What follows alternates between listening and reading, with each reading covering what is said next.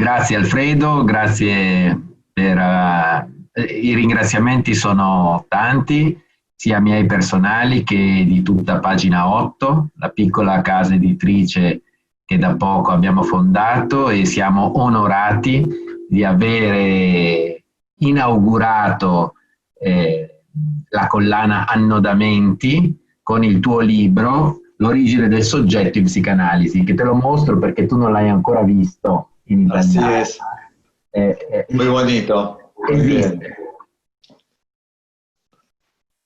Ecco, allora vorremmo approfittare ancora una volta della tua disponibilità per conversare, per comunicare alcune delle questioni importanti che sono contenute nel libro e che è il motivo per cui anche abbiamo deciso di inaugurare la nostra collana con il tuo testo. Vabbè, innanzitutto il titolo, L'origine del soggetto in psicoanalisi, dal Big Bang del linguaggio e del discorso. Allora, la prima domanda che è quasi inevitabile è chiederti perché hai deciso, per parlare dell'origine del soggetto in psicanalisi, di prendere come riferimento una teoria cosmologica, che certo non è una teoria cosmologica qualsiasi perché è la più accreditata anche nell'attualità, ma associarla al tema del soggetto in psicanalisi è curioso e quindi ci piacerebbe che tu cominciassi da lì a dircene qualcosa. Bueno, yo también tengo agradecimientos a ti, Mauro, por el trabajo con mi libro, la traducción, la edición, a la editorial. Para responder a tu pregunta hay que tener una consideración previa y es la herramienta teórica, por ejemplo, la teoría cosmológica del Big Bang, que, bueno, está por cumplir, dentro de poco va a cumplir 100 años, es moderna, pero de 1930, no moderna de hace 5 años.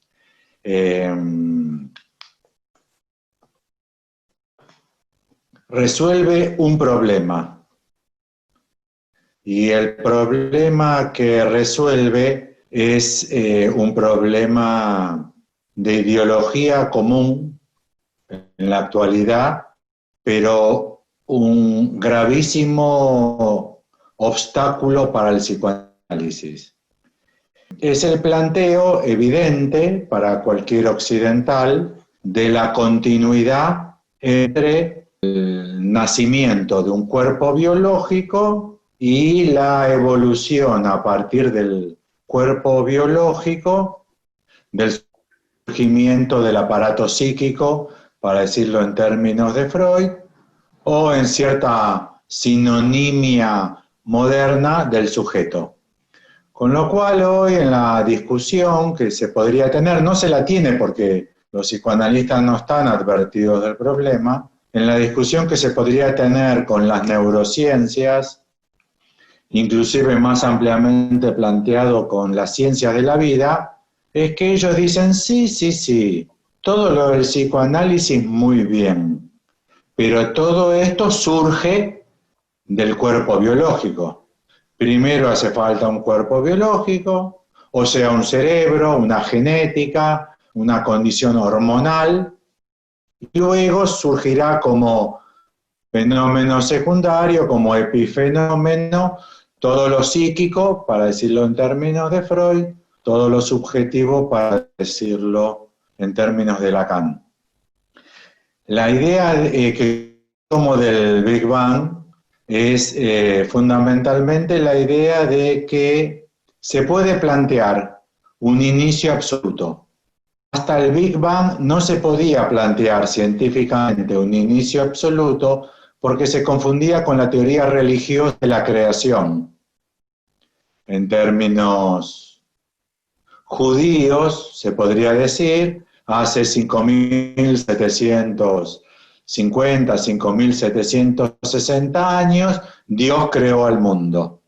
Entonces tenemos las teorías evolucionistas que son las que tienen prestigio científico, y las teorías creacionistas, que tienen desprestigio para la ciencia por parecer religiosas. Mediante la noción de Big Bang, que tardó unas décadas en ser aceptada, justamente por esto, porque se confirma con una teoría religiosa creacionista, se pudo empezar a admitir como irrefutable el que sí se plantea un comienzo absoluto, estableciendo que lo que hubo antes puede ser absolutamente olvidado porque no causa efectos determinantes con los que vino después. Para decirlo abreviadamente, hace 13.500 millones de años surgió el universo. Y antes, de lo que había antes, no se puede tener conocimiento alguno porque todas sus determinaciones y todas sus causas se han perdido. Mediante ese modelo yo planteo la posibilidad de pensar el advenimiento, el surgimiento de un sujeto en particular, cortando todas las determinaciones que el cuerpo biológico pueda establecer. Algo así como lo genético, lo neurológico y lo hormonal, si bien existen, a partir del advenimiento del sujeto y del otro, del discurso y del lenguaje, todas sus determinaciones quedan absolutamente interrumpidas. Con lo cual, ser hombre, ser mujer, para dar ejemplos categóricos y muy modernos, no tienen absolutamente nada que ver con el cuerpo anatómico, absolutamente nada que ver con el cuerpo anatómico. Testículos, ovarios, no tienen absolutamente nada que ver, porque testículos y ovarios, en esta teoría que yo desarrollo de Lacan con esta herramienta científica moderna, las determinaciones de testículos, ovarios, o sea, de las hormonas, se han perdido absolutamente para cada uno de nosotros a partir del surgimiento de un sujeto en un universo de discurso y de lenguaje. O sea, resuelve ese problema. Volevo chiederti, ma quando tu come psicanalista pensi il soggetto, in che cosa pensi? Cioè, come pensi il soggetto come tema in psicoanalisi? La idea es la siguiente, es la depuración de un problema teórico, y es el siguiente.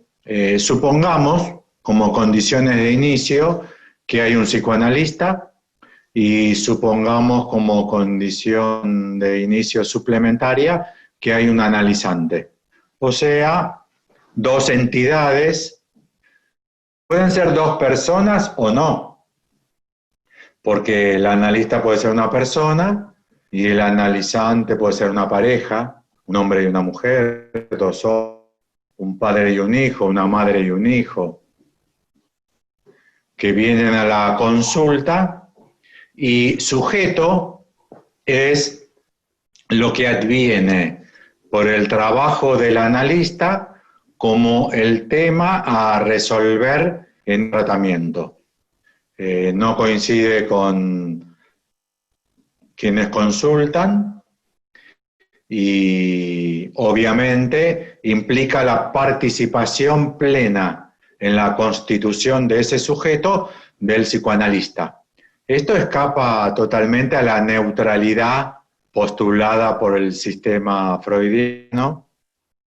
No es neutral, no es una experiencia neutral, pero aquí también podríamos tener en cuenta que la neutralidad es solamente posible en muy pocas prácticas científicas o de orientación científica.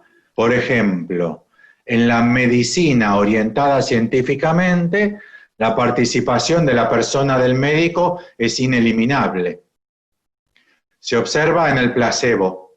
La práctica del placebo, la moderna, la científica, se llama a doble ciego. El paciente no sabe si está tomando el remedio o un falso remedio, pero el médico tampoco sabe si está dando un verdadero remedio o un falso remedio. El laboratorio debería darle al médico mezclado para que el médico no sepa, porque se ha estudiado muy bien que con la sugestión de la participación del médico, algunas pastillas de tabaco curan mejor que pastillas de antibióticos. E incluso no solamente la sugestión en medicina, en física moderna, especialmente en física cuántica, a partir de 1930-40, se sabe que no hay posibilidad, no existe posibilidad alguna de conocer el mundo subatómico desconociendo la participación del investigador. O sea, el investigador siempre está dentro del experimento, es imposible que haya neutralidad. La idea de neutralidad es una vieja idea que Freud introdujo al psicoanálisis por un ideal de ciencia, pero prácticamente en ninguna disciplina se observa que exista. Con lo cual el sujeto es el tema conflictivo que se constituye entre dos entidades, analista y analizante, la llama Lacan muy bien, paciente es muy pasivo, es mejor analizante que da la posibilidad de término activo, y el texto que se constituye como caso implica la interacción imposible de distinguir entre analista y analizante. Sujeto en clínica psicoanalítica sería eso, el asunto, el tema que surge de la interacción entre analista y analizante, pero para que se constituya hay que ver bien cuál es la función del analista. Si el analista practica silencio, si la actividad del analista es quedarse callado, se constituirá una cierta modalidad del sujeto. Si el analista participa activamente, armando, constituyendo la trama, será otro el sujeto que se constituya, con lo cual no solamente hay que contemplar la participación del analista en la constitución del sujeto, sino qué teoría tiene. Una domanda che potrebbe, diciamo, sorgere è: ma allora quando facciamo diagnosi, che cosa diagnostichiamo? Non si diagnostica il soggetto, oppure se sì, cosa vuol dire fare diagnosi con questo approccio? Se diagnostica el sujeto, pero en función de un modelo teórico que constituye los casos. En esto, el autor más interesante para consultar, para pensarlo, a mi entender, es Derrida. Él propone que las clasificaciones existen así. Primero está la cajita con los lugares, y luego aparecen las entidades que van a esos lugares de la cajita. Si alguien que sigue estas palabras no lo puede creer, les advierto que podría pensar en la tabla de elementos periódicos de Mendeleev, donde Mendeleev dejó previsto los agujeritos de elementos de la tabla periódica de elementos que fueron descubiertos 10, 20, 30, 40 años después en función de preguntarse qué iba ahí. Quiere decir que primero la clasificación y luego los casos. Por ejemplo, en el sistema freudiano los casos son neurosis, psicosis y perversión. Y a partir de esa clasificación es que hay neuróticos, hay perversos y hay psicóticos. Muchos psicoanalistas freudianos hoy trabajan con que hay hombres y hay mujeres. Y hay otro sistema clasificatorio que dice hay gays, lesbianas, travestis, GLBT, y todavía agregan un más. E nell'approccio lacaniano, per come lo pensi tu, come metti in relazione la diagnosi con questo soggetto che chiamiamo con Lacan inimmistione di alterità? Para mí la clasificación que Lacan a veces utiliza también, de neurosis, perversión y psicosis, que es el legado freudiano. De hecho, perversos no hubo hasta el siglo XVII-XVIII. No había entidades perversas hasta que surgió la clasificación de perversos, menos había sádicos y masoquistas hasta Sacher-Masoch y Sadre. Hasta ellos no hubo ni sádicos ni masoquistas, con lo cual primero la categoría y luego el caso. Esto es impensable en el empirismo. En el empirismo primero el elemento y luego su estudio y la clasificación. Yo propongo trabajar tomando de Lacan una categoría de la metáfora paterna y el nombre del padre, planteando si operó o no operó la metáfora paterna, consecuentemente si opera o no opera el nombre del padre, consecuentemente si hay o no extracción del objeto A. Son todos conceptos que habría que desarrollar, y a partir de esas categorías propongo una clasificación fundamental entre intervalo y holofrase. Y a partir de intervalo y holofrase se pueden inscribir. En holofrase, por ejemplo, psicosis, se puede inscribir efecto psicosomático y se puede escribir debilidad mental. Y en intervalo se puede escribir neurosis, histeria, obsesión, fobia, perversión. Si no, antes se hacía como un gradiente, como una escala. Los normales eran los neuróticos, los más o menos normales los perversos y los anormales los psicóticos. Con lo cual los perversos eran medio-medio. Era como un monto, como una cantidad. Me parece que es más coherente plantearlo así y hay motivos por los cuales lo desarrollo. El origen del sujeto, me parece que ese desarrollo yo no lo hago explícito porque lo planteo en libros míos anteriores. Ma tra le righe si ritrova, almeno per chi conosce la tua opera e altri tuoi lavori, sicuramente. Diciamo che questo è in linea, questo testo è in linea con altri tuoi sforzi, altri tuoi importanti, in italiano abbiamo tradotto Il grafo del desiderio, e sono lavori sempre molto rigorosi e sistematici, coerenti con le ipotesi di lavoro iniziali. Possiamo dire che, almeno nel mio modo di leggerti, penso che questo sia l'apporto, possiamo dirlo, scientifico che tu proponi per una psicanalisi, con l'accortezza di pensare alla scienza qualche cosa che non è la scienza dell'Ottocento con i suoi, diciamo, criteri di scientificità, ma, come dicevi prima, per esempio, dell'impossibilità della neutralità. E quindi abbiamo una lettura originale del rapporto tra psicoanalisi e scienza, che non è da chiudere una volta per tutte perché è sempre una questione aperta. Per concludere questa intervista volevo chiederti, ma se uno psicanalista prende questo libro e anche altri tuoi libri e si mette a lavorare in questa direzione e ti chiede, ma qual è, diciamo, il vantaggio o l'aspetto più interessante quando poi pratica nel tenere la sua nave, no? Nella direzione di questa bussola che tu dai con la tua lettura di Lacan? Cioè, cosa offre nella direzione della cura un'impostazione di questo tipo?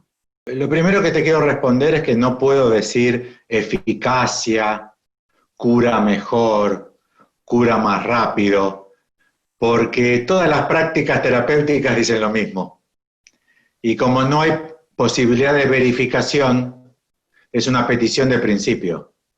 O sea, nosotros curamos mejor, o erradicamos el síntoma, o curamos más rápido. Son todas peticiones de principio, con lo cual no la voy a utilizar porque no sirve para nada. Lo que te quiero proponer es algo así como un parangón. Por ejemplo, la ganadería, la agricultura, la medicina y la economía no son prácticas científicas. En sentido estricto, ni la ganadería, ni la agricultura, ni la medicina, ni la economía son prácticas científicas. La medicina no es práctica científica. La ciencia en la que se apoya la medicina es la biología, la química y la física. Pero la medicina no es científica. Ahora, no es lo mismo atenderse con un médico de orientación científica que con un médico brujo, un chamán, una bruja. Por ejemplo, agricultura. Suponte que no llueve y se seca el campo. Entonces yo puedo sacar a la Virgen de la iglesia, dar una vuelta por el pueblo con la Virgen, el cura adelante, para pedir que llueva. O puedo estudiar la estadística de lluvias para ese año en esa región. Y son las dos agriculturas. O sea, hay agricultura de la experiencia milenaria, hace 1000 años que se cultiva el trigo, el maíz, el tomate, la pera, así, y produce tomates, peras, o el rendimiento por hectárea de campo se puede multiplicar por 2 y por 3, si abonamos con sulfuro, si ponemos la raíz a 5 centímetros, a 10 centímetros, si podamos, si fumigamos, todo en función a base de estudios científicos. Con lo cual mi impresión es que la respuesta para el psicoanálisis, igual que para la ganadería, la agricultura, la economía política, la medicina, es que el psicoanálisis no es ciencia, es claro. La ganadería, la agricultura, la medicina tampoco son ciencias, pero no es lo mismo si se orienta por experiencias místico, religiosas, que si se orienta por la ciencia. No solamente el psicoanálisis, si se orienta por la ciencia, a mi entender, practica mejor, sino que a su vez el psicoanálisis, si recuperase la propuesta científica o de orientación científica de Lacan, lo que ganaría también el psicoanálisis es posibilidad de discusión con las otras ciencias. Mientras que si el psicoanálisis se cierra y no somos ciencia, salimos del circuito del intercambio, pero porque nos excluimos. Los lingüistas, los antropólogos, los sociólogos, los politicólogos no discuten con el psicoanálisis porque el psicoanálisis nosotros no somos ciencia, no tenemos nada que ver con la ciencia. No es riguroso, no es racional, no es coherente. Si un antropólogo se acerca a un lacaniano y le dice, ¿pero qué es el goce? El lacaniano le diría, se tiene que analizar 10 años conmigo para saberlo. Molto chiaro. No? Sì, molto chiaro. Come prima tappa faremo un tour, come prima tappa penso che possa bastare. Grazie Alfredo.